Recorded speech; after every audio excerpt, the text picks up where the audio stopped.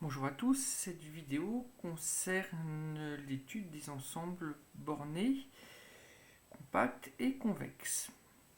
Alors on va commencer par la définition. Un ensemble B est dit borné si on peut l'inclure dans une boule, soit une boule ouverte ou une boule fermée. Alors je donne des exemples. Donc l'ensemble où x est compris entre 0 et 1 et y entre -1 et 0, donc c'est borné. On peut aussi l'écrire sous cette forme-là qui est un produit cartésien d'intervalle. Et un produit cartésien d'intervalle, c'est un ensemble qui est borné à condition que les intervalles ici, évidemment, il n'y ait pas l'infini qui apparaissent. Une boule est bornée, parce qu'une boule, on peut l'inclure dans une boule de même centre et de rayon plus grand. Une intersection entre une boule et un autre ensemble, évidemment, et également une union finie, d'ensemble borné. Donc ça, c'est en général les exemples classiques. Alors, pour montrer qu'un ensemble est non borné, je donne une proposition qui est une condition suffisante, c'est-à-dire qu'il y a d'autres ensembles qui sont non bornés mais qui ne vérifieront pas ça. Donc si jamais on peut inclure une demi-droite dans un ensemble, alors cet ensemble est non borné. Donc comme exemple classique, vous prenez un demi-plan, je vais prendre fermé. Un demi-plan fermé, il contient évidemment la droite de sa frontière, donc évidemment c'est pas borné. Une définition qu'on utilisera quand on fera du calcul de minimum et de maximum un peu plus tard. Un ensemble K est dit compact si il est fermé et borné. Par exemple, l'exemple qui est classique, c'est une boule fermée. Une boule fermée, évidemment, elle est fermée et bornée.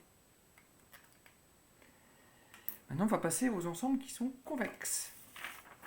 Alors, la définition, un ensemble que j'ai appelé C ronde est dit convexe si à ce moment-ci, quand on prend deux points de cet ensemble, le segment est inclus dans l'ensemble, donc quels que soient les points. Donc là, cet ensemble-là, il n'est pas convexe, parce que quand je prends ces deux points qui sont ici, et que je trace ce segment, et bien évidemment, je vais sortir de l'ensemble. Donc ça ne va pas être convexe.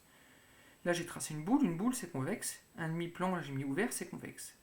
Donc un catalogue d'ensembles convexes, donc il y a les droites qui sont convexes, il y a les demi-plans qui soient ouverts ou qui soient fermés, les boules qui sont ouvertes, qui sont fermées, il y en a d'autres. Voilà. Mais ça, ce sont les principaux dont on aura besoin.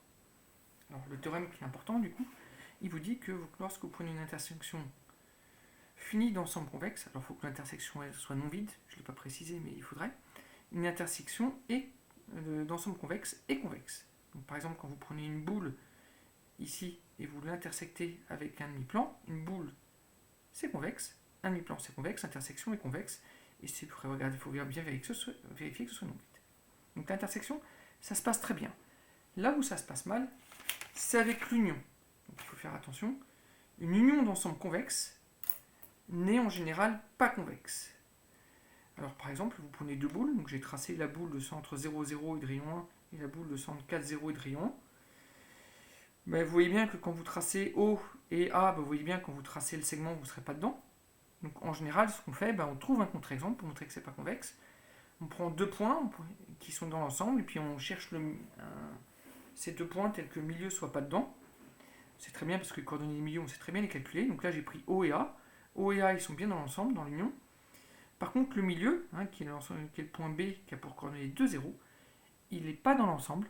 Donc du coup, l'ensemble n'est pas convexe.